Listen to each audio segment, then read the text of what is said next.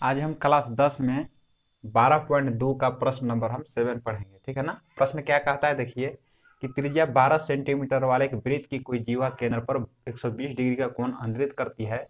संगत वृत्तखंड का क्षेत्रफल ज्ञात कीजिए। ठीक है ना। तो सबसे पहले इसे बनाने के सबसे पहले क्या करेंगे, हम वृत्त खींचेंगे इस प्रकार से। वृत्त खींच लिए। अच्छा, वृत्त खींचने के बाद क्या करना है कि एक जीवा खींचना है। देखिए ये जीवा हो गया, ठीक ना। इसका मान ली कि ए है और ये बी है, ये बिंदु हम पी दे दिए। ये क्या कह रहा है कि ये आपका वृत्तखंड हो गया, यानी वृत्त का कोई एक खंड हो गया। और जीवा कैसे खींचाता है कि वृत्त का दो बिंदु होता है, उसको अगर मिला देंगे तो वृत्त अतः हो जाता है, जीवा हो जाता है। तो ये भी क्या है, जीवा है, जो दो बिंदु हम मिला दिए, परिधि का दो बिंदु हम मिला दिए। ठीक ना।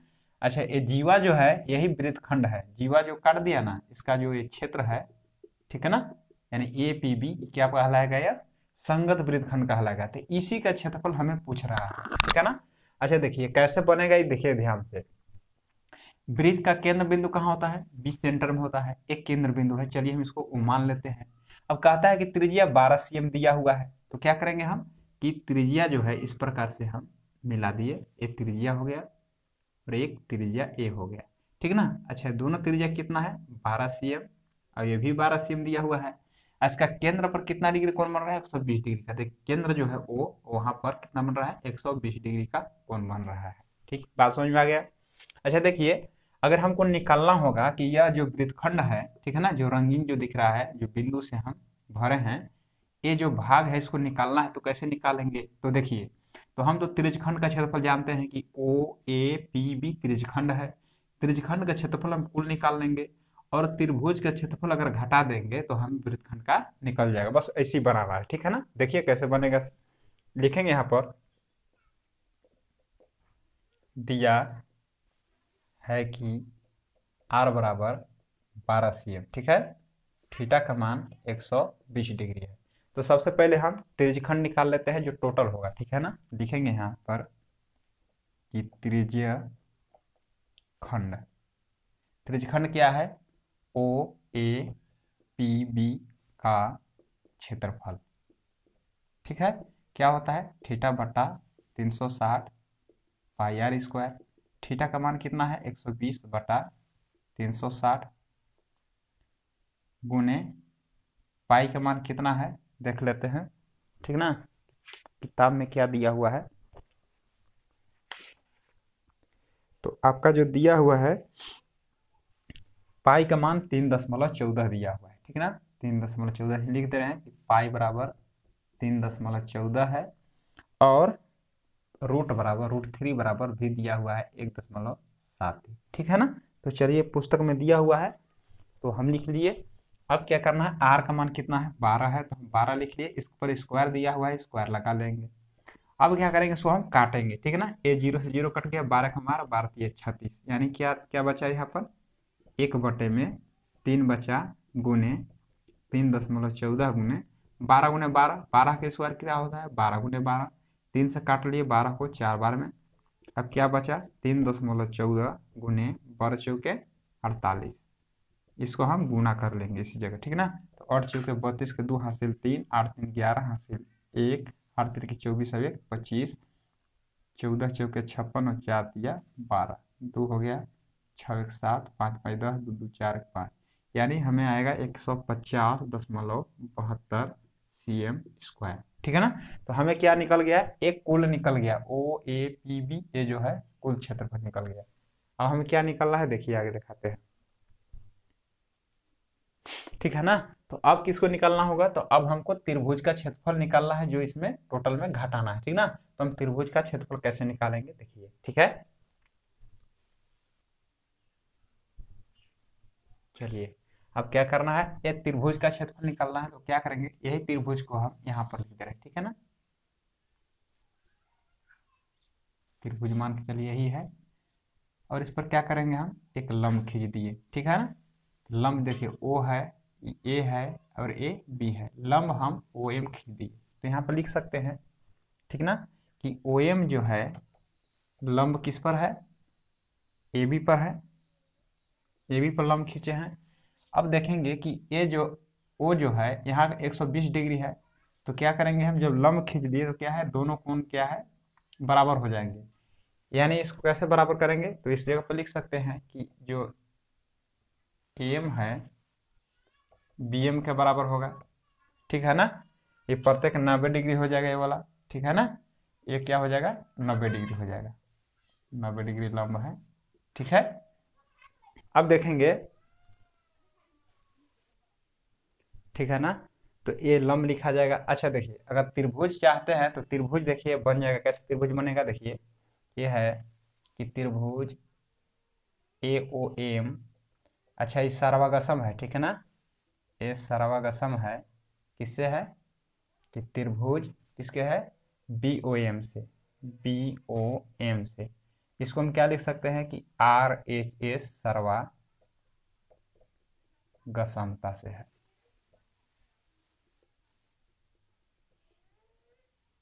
कसौटी से, ठीक ना। तो किस नियम से यह बराबर है, आरएचएस से, ठीक है ना। तो इसमें आप लिख सकते हैं आरएचएस कौन है, देखिए आर से होता है राइट एंगल जो 90 डिग्री बन रहा है, ए से होता है हाइपोटेनस जो कोण के सामने जो कर्ण बन रहा है हाइपोटेनस है, एस का मतलब एक भुजा है जो का है ओएम, ओएम का रख सकते हैं, ठीक ना, यही वृत्त का ही त्रिज्या है, ये तो कर्ण हो गया वृत्त की त्रिज्या, ए जो है ओएम जो है क्या है, ओएम बराबर उभयनिष्ठ कोण हो जाएगा ना, उभयनिष्ठ भुजा, ठीक है, उभयनिष्ठ भुजा, तो ये आरएचएस है, ठीक ना, इससे आप लिख सकते हैं। तो इसका कोण बराबर होगा, इस प्रकार से लिख सकते हैं कि जो कोण है ए ओ एम, ए ओ एम बराबर कोण बी ओ एम, ठीक है ना, ए ओ एम और बी ओ एम बराबर लिख सकते हैं कि 120 डिग्री का हम 1/2 कर लेंगे तो कितना होगा, प्रत्येक 60 डिग्री, तो हम लिख सकते हैं कि इस कितना आएगा 60 डिग्री, और एक कितना आएगा, ये भी 60 डिग्री, ठीक है ना। तो इतना लिखना जरूरी नहीं है, ऐसे लिख दीजिएगा तो कोई दिक्कत नहीं है। अब हम निकाल लेंगे, हमें देखिए अब त्रिभुज का क्या क्षेत्रफल होता है, तो त्रिभुज का क्षेत्रफल होता है 1/2 गुने आधार गुने ऊंचाई होता है, 1/2 हो गया, आधार इसमें कौन है, तो ए बी है, ए बी हो गया, और ऊंचाई क्या बनेगा, ओ एम। तो हमें क्या ज्ञात करना होगा, ए बी और ओ एम ज्ञात करना होगा, ठीक है ना।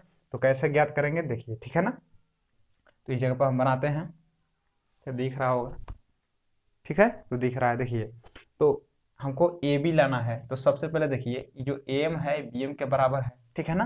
तो ये दोनों हमको अगर ए एम ले आएंगे तो चलिए इसका दोगुना कर देंगे तो हमें क्या निकल जाएगा, हमको ए बी निकल जाएगा, एगो हमको ओ एम निकलना है, ठीक है ना। तो देखिए ये जो कोण के सामने है, कोण के सामने वाला क्या भुजा कहलाता है, लंब कहलाता है, परपेंडिकुलर, यानी इसको हम पी बोल सकते हैं, ठीक है ना। और 90 डिग्री सामने क्या होता है, हाइपोटेनस, इसको हम कर्ण बोलते हैं। तो ए समझना है कर्ण को, हाइपोटेनस, पी समझना परपेंडिकुलर लंब को, और ए क्या हो जाएगा, बी हो गया आधार, ठीक है ना।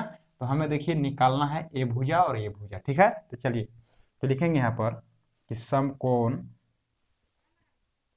त्रिभुज क्या निकालेंगे हम, ए ओ एम, ठीक ना, ए ओ एम में, ठीक है। ए भुजा निकालना है, तो देखिए ए भुजा निकालना है, दिया हुआ है, ये है बी, पी, ये है पी और ये है एच, पी बटा एच किसका बनता है, तो साइन का बनता है, तो क्या बनेगा यहाँ, साइन 60 डिग्री बराबर पी बटा एच होता है, पी क्या है ए एम, एच क्या है आपका ओ ए, ओ ए। अब इसका हम मान बैठा लेंगे, ठीक है ना, दिख रहा होगा आपको, तो इसका मान बैठाएंगे तो होगा इसका √3/2 होता है, हम लोग पढ़े हैं त्रिकोणमिति में, ठीक है ना।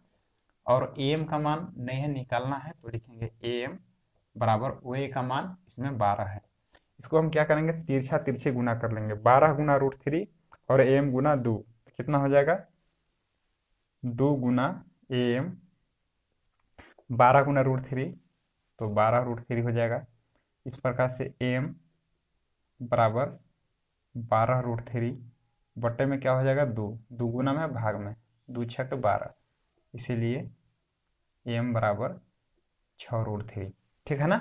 तो हमें एम निकल गया। अब इस प्रकार से लिख सकते हैं कि ए बी जो है, ठीक ना, 2am के बराबर होगा, ठीक ना। तो ए बी बराबर क्या लिख सकते हैं, 2am लिख सकते हैं, क्योंकि देखिए ए बी जो है, ठीक ना, क्या बनेगा, am प्लस bm लिख सकते हैं। तो am जो है bm के बराबर है, लिखे है ना कि am जो है bm के बराबर है, तो bm की जगह पर m तो लिख सकते हैं क्योंकि दोनों बराबर है, तो 2am ऐसे भी समझ सकते हैं, ठीक है ना। यही लिखे हैं ab बराबर 2am, ठीक है ना। तो इसको क्या करना है आपको, ये बैठा देना है। 2 हो गया, am का मान कितना हुआ 6√3। इस प्रकार से 6×2 12√3, मतलब हमें क्या है, आधार निकल गया है, ए बी का मान हमें निकल गया, ठीक है ना, 12√3। अब हमें क्या चाहिए, ए हमको ए वाला चाहिए ना, ये देखिए ऊंचाई चाहिए, ठीक है। तो कैसे निकालेंगे, उसी प्रकार से निकालेंगे, ठीक है ना। इसके बाद निकालेंगे तथा, ठीक है। अब देखिए ए है बी, है ना, और ये क्या है एच, यानी बी क्या होता है आधार, और ये है कर्ण। आधार बटा कर्ण किसका होता है, तो कॉस का होता है 60 डिग्री, ठीक है ना। अच्छा, इसको निकालना है तो उसको लिख दीजिए ओ एम, यानी बी हो गया, एच क्या है, यानी कर्ण क्या है ओ ए। इसका मान है 1/2, और ओ एम का मान क्या है, कुछ भी नहीं है ना, निकालना है। ओ ए का मान है 12। तिरिया गुना कर लेंगे, तिरछा तिरछे गुना करेंगे तो ओ एम गुना 2 करेंगे, तो 2 गुना ओ एम, और 12 गुना करेंगे तो हो जाएगा 12। तो ओ एम कैसे निकालेंगे, 12/2 हो जाएगा, 2 गुना में भाग में 2 छक्के 12। तो ओ एम का मान हमें क्या निकल गया, 6 निकल गया। सेंटीमीटर लिख सकते हैं, सेंटीमीटर है तो, ठीक है ना। तो चलिए ये भी सेंटीमीटर लिख सकते हैं। चलिए, तो हमें क्या प्राप्त हुआ कि हम आधार को प्राप्त कर लिए, यानी इसको जो है आप यहाँ पर भी लिख सकते हैं इसमें कि ओ एम जो था एम था, ये 60 था, ये 60 था, ठीक ना। तो ये भी हमें निकल गया। अब हम ऊंचाई भी ज्ञात कर लिए, ठीक है ना। इस प्रकार से हम त्रिभुज का क्षेत्रफल ज्ञात कर लेंगे, ठीक है ना। तो लिखेंगे यहाँ पर कि त्रिभुज, त्रिभुज का क्या नाम है, ओ ए ओ बी का क्षेत्रफल बराबर 1/2 गुने आधार गुने ऊंचाई होता है। तो 1/2 हो गया, आधार क्या है भाई, ए बी है, ऊंचाई क्या है ओ एम है, इसका हम मान बैठा देंगे। तो ए बी का मान अभी लाए हैं ना 12√3, यहाँ पर लिखेंगे 12√3 गुने ओ एम का मान भी तुरंत लाए हैं, कितना है मान 6, 2 एकम 2, 2 तिया 6, कितना होगा 12√3 गुने 3 हो जाएगा। इस प्रकार से इसका मान निकाल सकते हैं कि 12√3 हो गया, तो 12 तिया 36, 36 हो गया। और √3 का देखिए 12 गुना 3 किए तो 36 हो गया, और √3 का मान कितना है 1.73 है।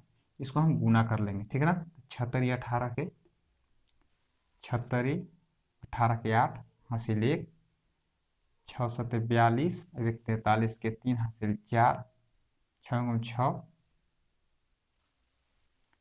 इसी का गुना कर लेते हैं, 36 गुना 1.73, 3 6 18, 3 3 9 1 10, 7 7 6 42, 4 7 21 4, 23 4 25, 36 8 2, 6 5 11 के 12 2 हासिल 1, 3 2 5 1 6, 62.28 cm स्क्वायर, ठीक है ना। गलत होगा तो गलत उत्तर आएगा, अगर सही गुना किए होंगे तो सही उत्तर आ जाएगा, ठीक है ना। तो चलिए हम निकालते हैं अब छायांकित भाग का क्षेत्रफल, तो इसको मिटा दे रहे हैं, लिखते हैं यहाँ पर, देखिए लिखेंगे हम छायांकित नहीं, संगत वृत्तखंड ना, ठीक है। तो लिखेंगे यहाँ पर संगत वृत्तखंड का क्षेत्रफल ना। अब किसमें से घटाएंगे, तो टोटल क्या है, टोटल क्या निकाले थे, मिटा भी दिए, तो टोटल क्या था, लिखेंगे हम कि त्रिज्यखंड ओ ए पी बी का क्षेत्रफल माइनस, ठीक है ना, त्रिभुज का क्षेत्रफल ना, त्रिभुज ए ओ बी का क्षेत्रफल,